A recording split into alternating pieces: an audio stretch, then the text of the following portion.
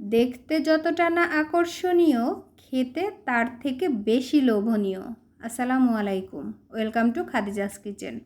আজকে আমি রান্না করব আস্ত ছোলার বিরান। ছোলাটা আমি সারা রাত ভিজিয়ে রেখেছিলাম। এখন খুব ভালো করে ধুয়ে নিব। এইদিকে চালটাও মাপ করে ধুয়ে নিয়েছি। ছোলা চাল এখন প্রেশার কুকারে দেবার পালা। এই রান্নাটাতে প্রেশার কুকার দিলে বেশি ভালো। আমি চালটা দিয়ে দিয়েছি। এইবার এই গ্লাসের আমি 1.5 গ্লাস চাল দিয়েছি, আর ছোলা দিব 3 গ্লাস। ছোলাটা একটু বেশি হলেই এই খাবারটা খেতে ভালো লাগে। এইটার নামই আস্ত ছোলার বিরান, তাই ছোলার পরিমাণটা বেশি প্রয়োজন। আমি 3 গ্লাস ছোলা দিয়ে দিয়েছি। দেওয়ার পর আমার অবশিষ্ট এইটুকু আছে। এইবার মশলা দেবার পালা।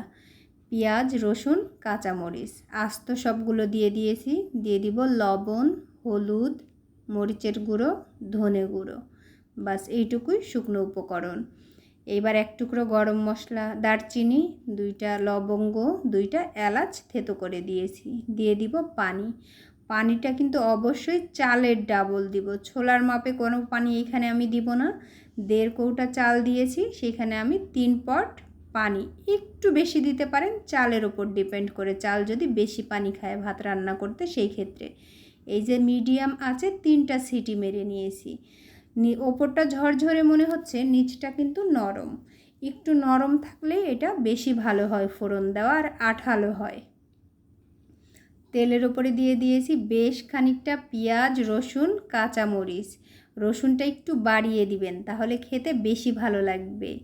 দিয়ে দিলাম ভাজা ভাজা হলে খানিকটা জিরে গুঁড়ো। জিরে গুঁড়োও কিন্তু একটু বেশি পরিমাণে দিতে হবে, কারণ এইটার টেস্ট ফোড়নের ওপর নির্ভর করে।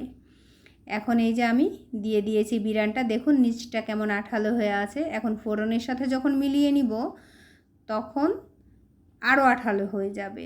আর লবণটা অবশ্যই প্রেশার কুকারে থাকাকালীন চেক করে নেবেন। যদি প্রয়োজন হয় তেলের উপরে দিয়ে দিবেন, এতে করে পুরোটাতে মিলে যাবে। ফোড়নের সাথে আমি খুব ভালো করে নেড়েচেড়ে মিলিয়ে কিন্তু নামিয়ে নিয়েছি। এবার এটা পরিবেশনের পালা।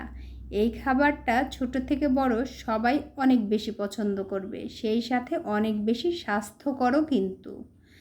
আমি কিন্তু একটা প্লেট রেডি করে নিয়েছি, এই যে দেখুন।